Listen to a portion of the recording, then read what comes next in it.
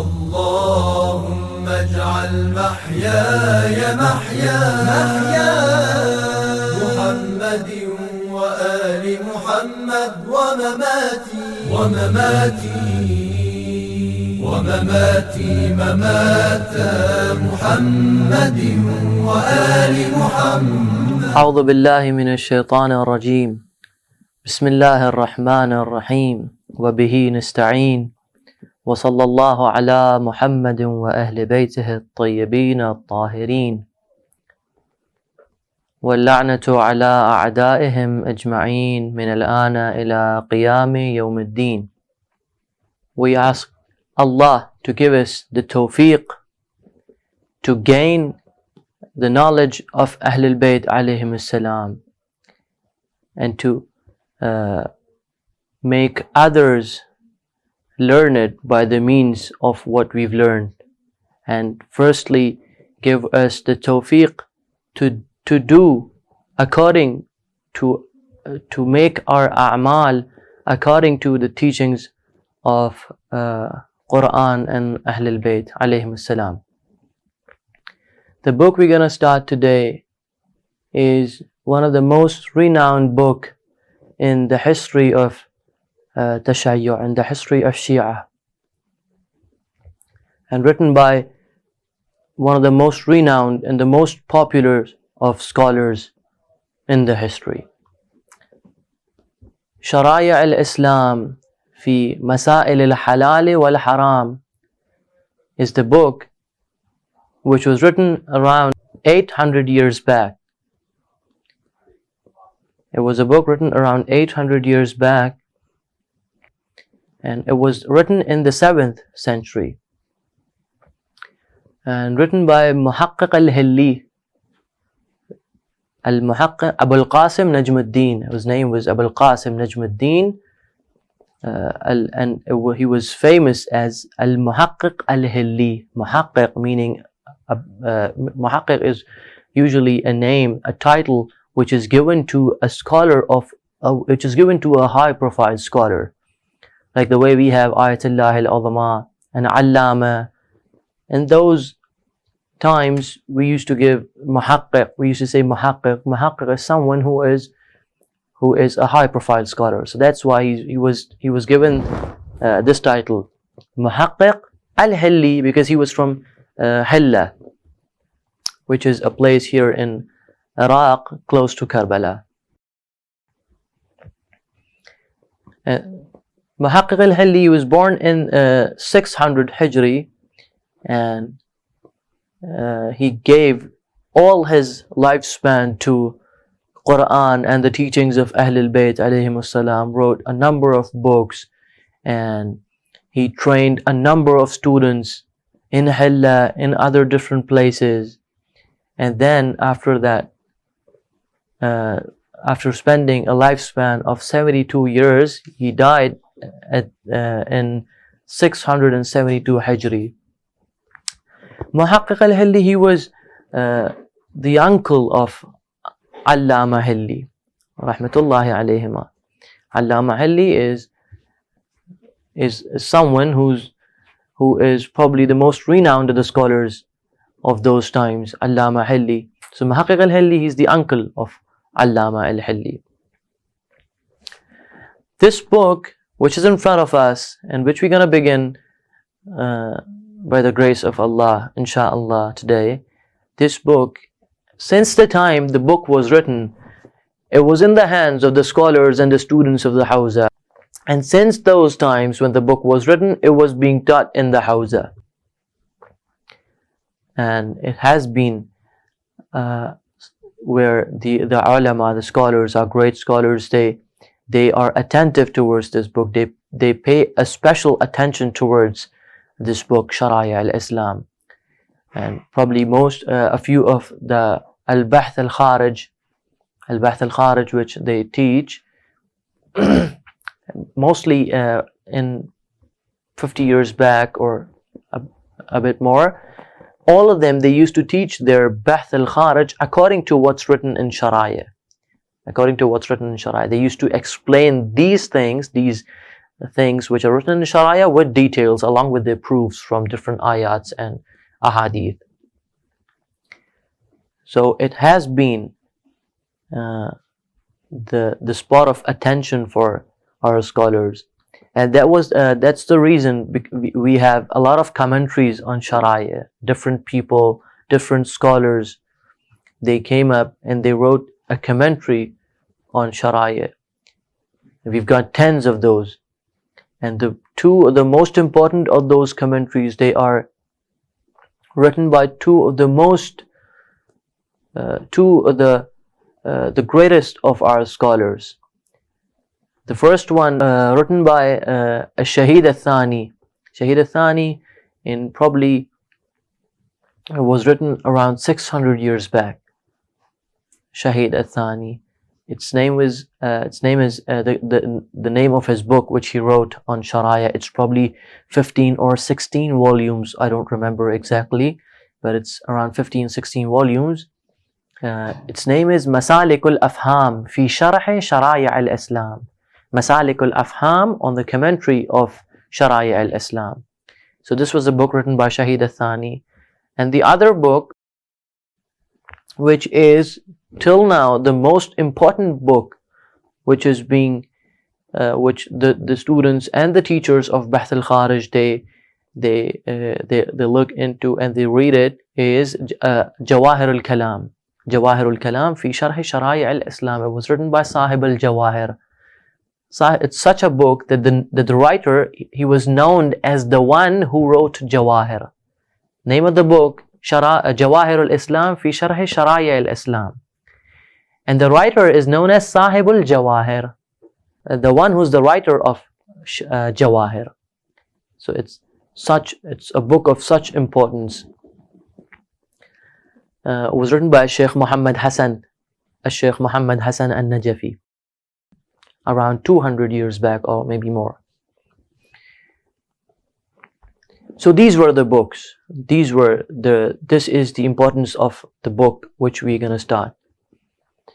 And al-Muhaqqiq al-Hilli, he came up, he gave ilm al-fiqh, he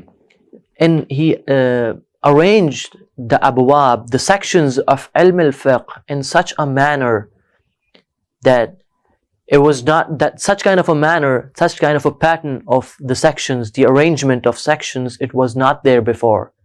He arranged all the sections of fiqh, he divided them into 48 sections, and then of these he made 4 sections, primary sections of those 48, and then he did it, he arranged that, he arranged those sections of fiqh, the abwab of fiqh, in such a manner. And every section he named them kitab. For example, he had 48 sections. Every section he named them a kitab. That means section kitab al-tahara, kitab al-salat, kitab al-sawm, kitab al-hajj, kitab al-khums, kitab al-zakat, kitab al-i'tikaf, kitab al-jihad, kitab al-amr bil-ma'ruf wal-nahi anil munkar. This way, till the end, till kitab al-diyat. So he arranged them and he named them kitab al-salat, kitab al-sawm, kitab al-tahara. Alright? So we are going to start with tahara, kitab al-tahara. Al-Qism al-Awwal, the first qism, fil ibadat. The first qism is in ibadat. The second one is going to be in mu'amalat, in dealings, when two people or more, or one of them, they deal with something or with someone. It's going to be known as mu'amalat. Like when we buy something, or when we sell something, when we rent something, or when two people they get married, when two people they get divorced. So all these, they are mu'amalat. So the first one, al-Qism al-Awwal, he says fil ibadat. It's an ibadat. Ibadat, those things which they need a niyyah. They need an intention. That means when you sell something or when you buy something, You don't need to have an intention in your mind that I'm buying this qurbatan ila Allah, for the sake of Allah I'm doing this. No such thing is required. But in ibadat, you need to have such an intention. For example, whenever you pray, if you pray 100 times without an intention, that's not going to be counted as a prayer. So in prayers and ibadat, what you need is, you need to have that intention. That intention is known as niyat. Niyatul taqarrub. That means you're doing that thing, you're sitting and standing down, and then you're prostrating, doing that sajda, going into ruku, bowing. Everything you do, that is for the sake of Allah. Then this amal, this act which you did, it's going to be counted as namaz, and it's going to be written in your deeds. It's going to be written over there and in your good deeds. So this kind of a thing with that intention is going to be niyyah. So this is the difference between ibadat and those things which are not ibadat. Ibadat are those things that need that there should be qasd. Qasd meaning intention. Qasdul qurba, and you intend to seek nearness to Allah. These are known as ibadat. Now, if you circumambulate around the Kaaba 100 times, it's not going to be counted as a tawaf. It's not going to be counted as hajj. But if you do that thing with the intention, it's going to be named as hajj.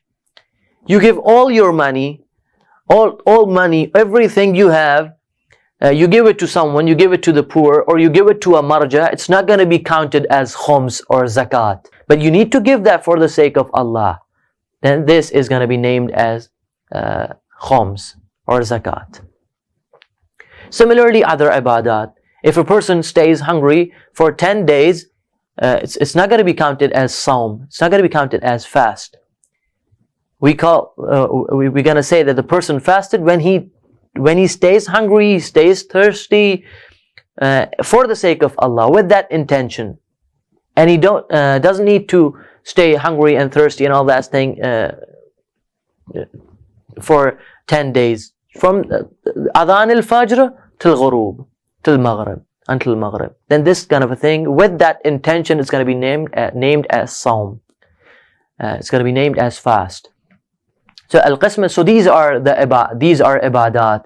Al-qism al-awwal fil ibadat. He says وَهِيَ عَشَرَةٌ. We've got 10 types of ibadat. They are of 10 types. وَهِيَ عَشَرَةُ كُتُبٍ. They are 10 books. They are 10 books. As I said, that he divided each section of ibadat, each section of mu'amalat, he divided all of them into, he named all of them book.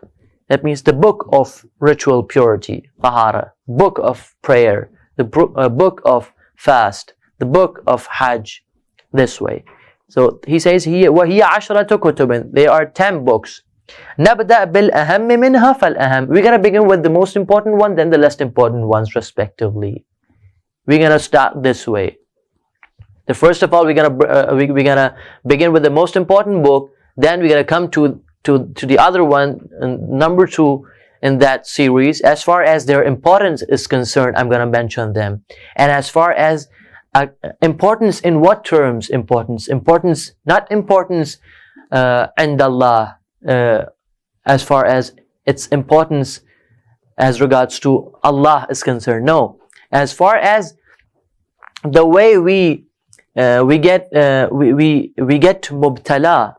What does that mean? That means the way we need to have that, the way we need importance of those books as in a way that we need them.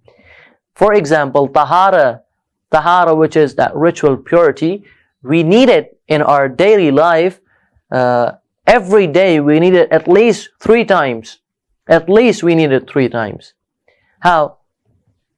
We need it for salat al-subh, and then we need it for salat al-dhuhr wal-asr, if we join them together. But if you pray them alone, then we won't be needing it. We would need another wudu for that. Similarly, salat al-maghrib wal-isha. And sometimes when one wants to read the Quran, or sometimes when one wants to read a recommended prayer, or other times when he makes a woe or another. So he's gonna need that thing. But as far as Hajj is concerned, Hajj, maybe a few people, they die, but because they are faqir, they are poor, Hajj does not become obligatory on them. So that's why he's gonna bring the Hajj, Kitab al-Hajj, in towards the end, not here. Alright, in the beginning. Now, if a person in his daily life, every day, he needs to pray 5 times a day. Now, these prayers, these are the wajib prayers. Others, they are recommended. Salat al-Layl, Salat Nafila, Salat Ghufayla, and other different prayers, which one prays. So he needs to know the rules. He needs to know the ahkam. So that's why he says, "Nabda bil aham." We're gonna begin with the most important ones. The most important ones. Bil aham minha fal aham. The most important ones of those kutub, of those ibadat, and towards the less important ones, respectively. Kitab al-Tahara, the book of Tahara. Tahara meaning purity, but when we talk in Islam, we say ritual purity. That means Tahara is something which is related to your intention. That means you do that thing, you do that wudu, make wudu, or do that ghusl or tayammum, whatever, with the intention that you're doing this for the sake of Allah. You're doing this because you are obeying Allah subhanahu wa ta'ala. This kind of a thing is known as tahara in Shara. He says, "At-taharatu ismun lil-wudu'i aw al-ghusli aw al-tayammum." Tahara is the name of wudu, or ghusl, or tayammum. It's the name for it. Ala wajhin, in a way, it's the name for wudu, ghusl, tayammum. In a way, lahu ta'thirun fi istibahati as-salat. In a way that it has an effect in legalizing the prayers. In a way that this tahara, it makes you legal to enter into your prayers. It makes you capable of entering into your prayers. Because when you do wudu, in this, it's going to be named as tahara when it's possible for you to enter into your prayers. Because for prayers, it's a condition that you need to be tahir, you need to have wudu or ghusl or tayammum. Alright? So this tahara is a name for wudu, ghusl or tayammum in a way that it allows you to enter into your prayers. له تأثير في استباحة الصلاة. وكل واحد منها, and each of these 3 which I mentioned, wudu, ghusl and tayammum, each of these 3 إلى واجب ينقسم إلى واجب وندب. The wudu, we've got two types of wudu. Wudu which is wajib, which is obligatory, and the wudu which is nadb. Nadb is the other name for istihbab. And istihbab meaning recommended, something that's not obligatory but it's recommended that you do. For example, someone wants to take wudu before sleeping. So this it's not obligatory that whenever you want to sleep, whenever you go to sleep, you should take a wudu before that. It's not obligatory, but it's recommended. It's mustahab. So he says that كل واحد منها ينقسم إلى واجب وندب. Each of these 3, they get divided into wajib wa mustahab.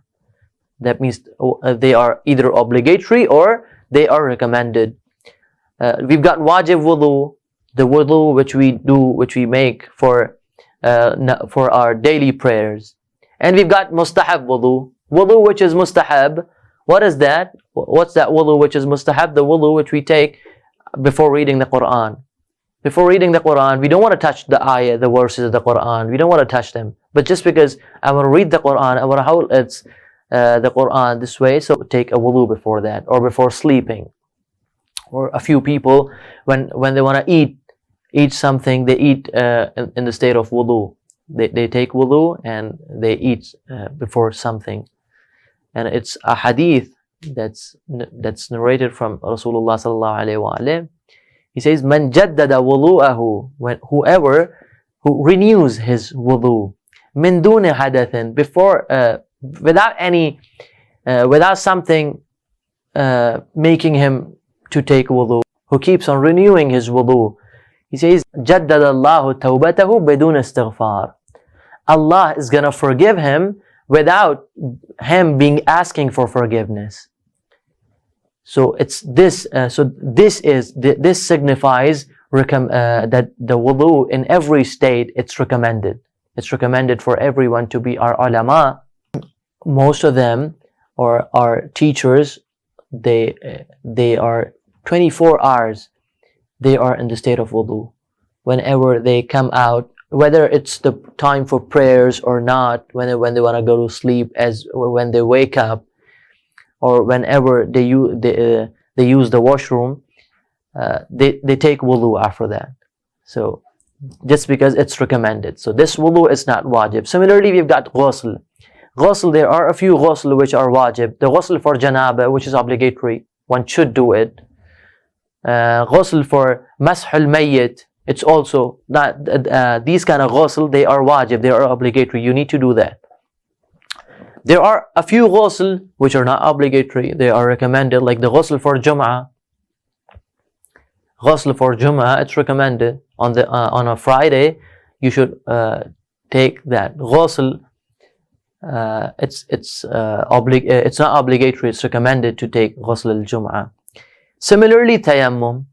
Tayammum, sometimes it becomes wajib when you don't have any water left in the house, or you're in a place where there's no water and you need to pray. Now, when you don't have water, what you do is you do tayammum, you make tayammum. So this tayammum is wajib. Similarly, we've got a kind of tayammum which is not wajib. For example, it's cold outside and you're in your room, you don't want to go outside, and you also want to sleep in the state of tahara, in the state of purity, you want to sleep. What you do is you do that tayammum before prayers, before sleeping. Now, taking wudu before sleeping is mustahab. Similarly, doing tayammum before wudu is also mustahab. If someone is not able, if someone doesn't want to take wudu, or someone, it's hard for him, it's tough for him to make wudu, he should do tayammum before sleeping. فَالْوَاجِبُ مِنَ الْوُضُوءِ. So the wudu which is wajib, مَا كَانَ لِصَلَاةٍ وَاجِبَةٍ, is the wudu which you make for your obligatory prayers, salatin wajibatin, for the prayers which are wajib, أو طواف wajib, or the tawaf around the Kaaba. So when you want to do that obligatory tawaf around the Kaaba, that wudu, wudu is the condition for that tawaf. That means you should do wudu before tawaf, or otherwise it's not going to be it's not going to be accepted, your tawaf. أو لمس كتابة القرآن إن وجب.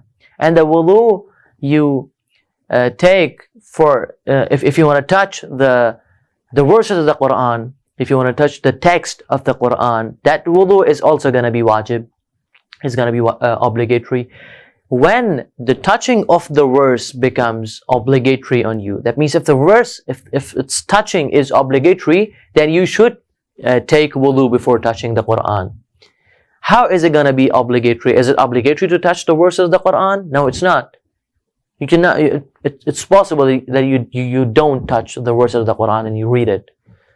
Sometimes we make a vow or a pledge or an oath. These are the three things. That something which is not wajib can become wajib on ourselves. We can make it wajib on ourselves by the means of these three things: an oath, or a pledge, or a vow. What is that? They call it in Arabic nadhr, yameen, and ahad. Ahad is a pledge, and similarly a vow and an oath, a qasam or a yameen. Nadhr, yameen, and qasam is the same as yameen. Nadhr, ahad, and oath. So if I take a pledge, or if I take a qasam, that if something happens, then I'm going to touch the verses of the Quran. Now that thing happened. For example, if my kid, he comes out of his illness, I'm going to touch the verses of the Quran. And the kid, he becomes well. So it's going to be obligatory on me to touch the verses of the Quran. Alright? So before touching the Quran, I need to take the wudu. I need to take that wudu. So that's why it says, in أو لمس كتابة القرآن, if someone wants to touch the text of the Quran, in wajaba, if it becomes wajib. وَالْمَنْدُوبُ مَعَدَى, and mandub, those wudu which are mustahab, which are recommended, ma'ada, are the rest which are not mentioned. The wudu for namaz, the wudu for tawaf, the wudu for touching the text of the Quran, they are wajib. Other than these three, every wudu you do is mustahab. وَالْوَاجِبُ مِنَ الْغُسْلِ, and the ghusl which is wajib, مَا كَانَ لِأَحَدِ الْأُمُورِ الثَّلَاثَةِ, is that ghusl which is for one of the three things, which is for one of the three things which are one of the above mentioned things, the three things which are mentioned above, the namaz, tawaf, and touching of the Quran. أو لدخول المسجد, or if someone is in the state of janaba and he wants to enter the masjid, he wants to enter a mosque, so he should take that ghusl for janaba before entering the mosque, because he's not permitted, it's not permissible for him to enter into the mosque, whatever the mosque may be. Maybe it's Masjid al-Nabi, Masjid al-Haram, or some other mosque in your city. So it's not permissible to enter into the mosque, but for a person who is in the state of janaba, before taking ghusl, he should take the ghusl and then enter into the mosque. أو لقراءة العزائم, or if he wants to read those verses of the Quran which have got a sajda, an obligatory prostration after them. They are known as azaim. There are 4 verses in the Quran that when you read them, it's going to be obligatory for you to do a sajda. Before taking the ghusl, he's not allowed to read those verses. وَقَدْ يَجِبُ, and sometimes the ghusl also becomes wajib, obligatory, in some other circumstances, which we're going to read in the next lesson, inshallah. وصلى الله على محمد وآله الطاهرين.